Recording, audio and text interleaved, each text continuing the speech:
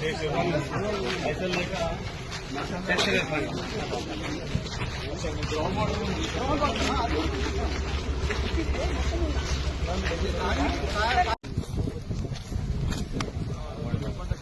మనం పెట్టిన SLN urban అది సార్ అక్కడికి లైన్ కలుస్తుంది.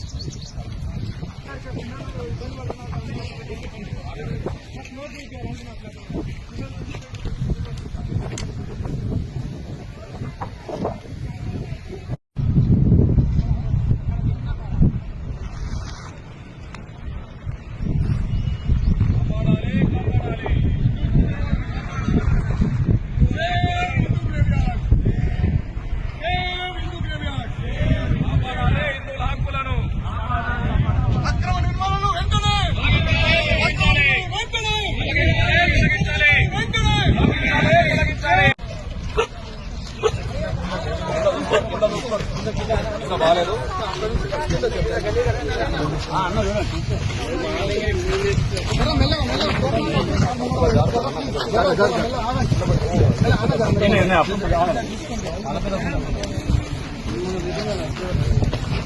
సార్, ఇది యాక్చువల్ గా ప్రైవేట్ ల్యాండ్ సార్. ఇక్కడ సామల వెంకటరెడ్డి గారు అని ఇక్కడ లోకల్ ప్రజల కోసము తన భూమిని హిందూ శ్మశాన వాటికగా దానం ఇవ్వడం జరిగింది సార్.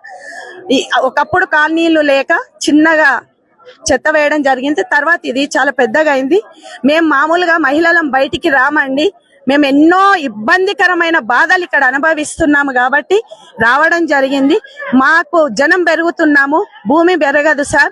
మా హిందూ శ్మశాన వాటిక మాకు కావాలని మేమందరం కోరుకుంటున్నాం సార్. మా హిందూ శ్మశాన వాటిక మాకు ఇప్పించండి దయచేసి. మల్కాజ్గిరి పార్లమెంట్ పరిధి అంతా కూడా రంగారెడ్డి జిల్లా పరిధి కిందకి వస్తుంది కాబట్టి అనేక నెలలుగా అనేక సమస్యల మీద జిల్లా ఇన్ఛార్జి మంత్రి అయినటువంటి శ్రీధర్ బాబు గారికి ఇవ్వడం జరిగింది. ఈ హైడ్రా వచ్చిన తర్వాత అనేక మంది బ్రోకర్లు బయలుదేరిండు. హైడ్రాకి మీ కంప్లైంట్ పోయింది, మీ గురించి హైడ్రా ఆలోచిస్తుందని చెప్పి బ్లాక్మెయిల్ చేసి ఇండైరెక్ట్ గా డబ్బులు కూస్తా ఉన్నారు. వాటి మీద దృష్టి పెట్టండి. ఈ బ్లాక్ మెయిలర్లు, ఈ దొంగతనంగా డబ్బులు గుంజే వాళ్ళు ప్రజలకు కంటి మీద కొనుక్కు లేకుండా చేస్తా ఉన్నారు.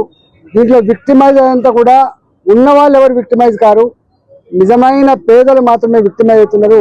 దాని మీద కూడా మేము దృష్టి తీసుకురావడం జరిగింది.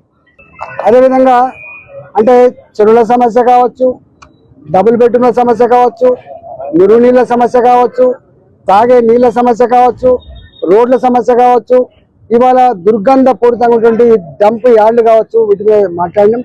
అందులో మత్స్యపోలారం కూడా రీసెంట్ కూడా కడతా ఉన్నారు.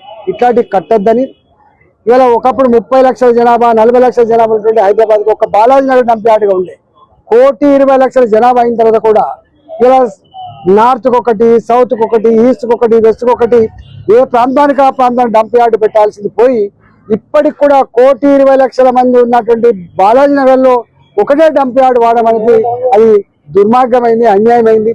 అక్కడ మొత్తం పురులంతా కూడా ప్రజలకు పారుతాడు. లక్షల మంది ప్రజలకి కంటి మీద కొనుక్కు లేదు.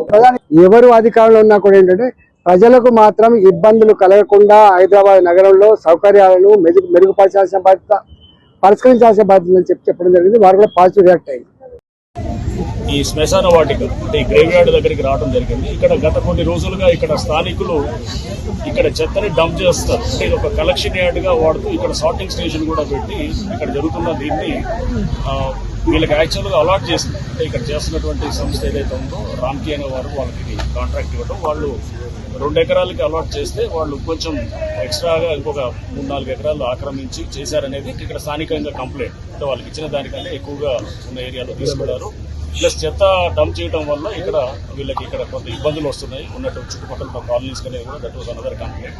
ప్లస్ ఇది గ్రేవ్ యార్డ్ లో వీళ్ళు వర్క్స్ చేయడంతో అక్కడ చాలా చోట్ల ఏదైతే కనుక వీళ్ళు గతంలో కూర్చున్నటువంటి ఇది రెమినెంట్స్ ఏదైతే ఉన్నాయో బోన్స్ ఇట్లాంటివన్నీ కూడా అవి కూడా ట్రేస్ అవుట్ అయ్యి దాంతో కొంత ఇబ్బందిగా ఉన్నది అనేటువంటిది ఈ కంప్లైంట్స్ నేపథ్యంలో ప్లస్ రాజకీయ ప్రతినిధి కూడా గత ఎక్స్ ఎమ్మెల్యే గారు మైనపల్లి హనుమంతరావు గారు, ప్రస్తుత ఎమ్మెల్యే గారు రాజశేఖర రెడ్డి గారు, ప్రస్తుత ఎంపీ గారు ఈటల రాజేందర్ గారు, ఇక్కడ మల్కాజ్గిరి ఎంపీ గారు, వీరందరూ కూడా రిప్రజెంట్ చేయడం జరిగింది. మన శనివారం రోజున మంత్రి గారు శ్రీధర్ బాబు గారి దగ్గర నన్ను కూడా పిలిచారు. ఈటెల రాజేందర్ గారు ఎంపీ గారు వచ్చినప్పుడు కూడా పిలిచినప్పుడు అక్కడ కూడా మీటింగ్ అయింది.